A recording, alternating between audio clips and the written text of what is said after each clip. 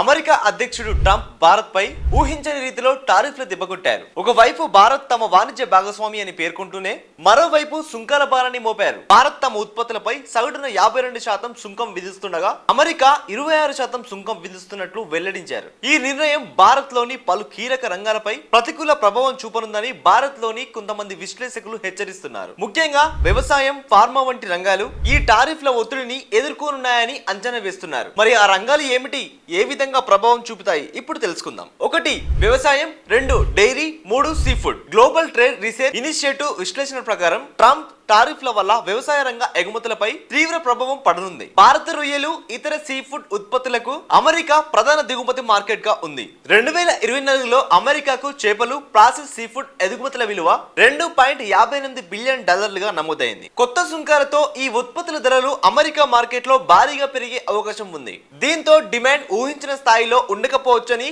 నిపుణులు అభిప్రాయపడుతున్నారు.